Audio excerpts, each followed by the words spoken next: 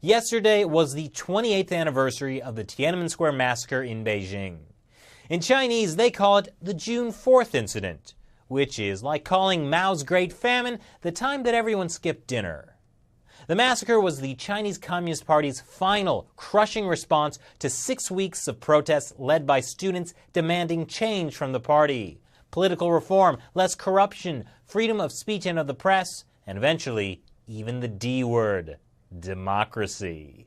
We went to Times Square to see if people would recognize any of the iconic images from the Tiananmen protests. We showed them these photos of people marching down Chang'an Avenue, the goddess of democracy, Tank Man, and this Time magazine cover. Oh no. Oh yes. Looks like Fifth Avenue. That look like by the Statue of Liberty. Maybe Chinatown? Okay, I just taught this. Hold on. I used to know this. In Asia somewhere.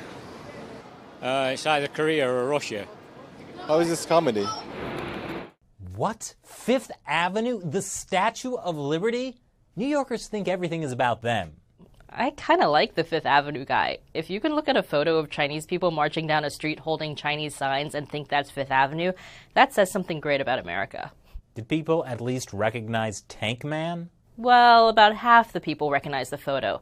They weren't all able to connect him to the Tiananmen Square massacre, though. But in general, people responded more to the photos of the massacre than the photos of the protest. And I think that's because we remember the massacre more than the protests. We're not remembering the whole story. Take these protest photos. Are those the ones published by the New York Times that haven't been seen for 28 years? Actually, they're my uncle's photos that haven't been seen for 25 years. I found them in a shoebox 3 years ago. I don't get the joke. I'm not kidding. My uncle was a student in Beijing in 1989. He took these black and white photos of the protests and somehow smuggled the negatives out to my parents. And then I found them in a shoebox. What? Your parents never told you about them? I don't know why, Chris. But don't underestimate the lengths the Communist Party went to in order to erase the memory of Tiananmen. When my mother went to China in 1993, relatives in Beijing took her aside and whispered that what the party was saying about Tiananmen Square wasn't true. She had to tell them that the rest of the world kind of already knew that. Imagine if there hadn't been any foreign media in Beijing.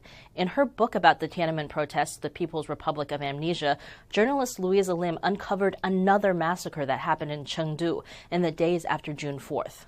Wait, another massacre? Yes, but almost no one has reported on it in over 20 years. When she was writing her book, she used a computer that was never connected to the internet, and she didn't tell anyone what she was writing about because she was pretty sure her apartment was bugged. That's how dangerous Tiananmen still is. Wow. We've talked before about how the protests weren't just in Beijing, that they happened all over the country, but it's crazy that the party was able to cover up a whole other massacre.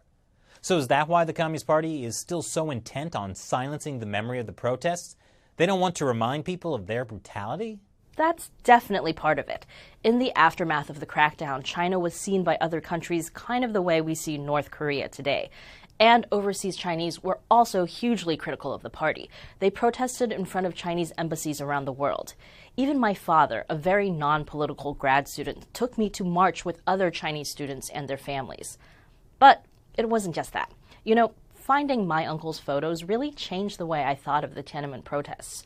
Look at this girl's face. We forget that there was this hope and optimism, that the protesters thought they were going to make a difference, that they could make the party change. People making the party change? That is dangerous. Right? In a way, these protest photos are even more powerful than the photos of the massacre. When the protests reached their peak, it wasn't just students marching. Look at this sign. It's from the police. And there are so many kids in these photos. These parents are taking their daughter in her best dress to see the goddess of democracy. People were dancing and singing in Tiananmen Square. This is what the Communist Party wants people to forget, that Chinese people once believed they could change the government, convince the party to reform, that so many people across the country supported something like that they had that kind of hope. That's what the party killed in Tiananmen Square.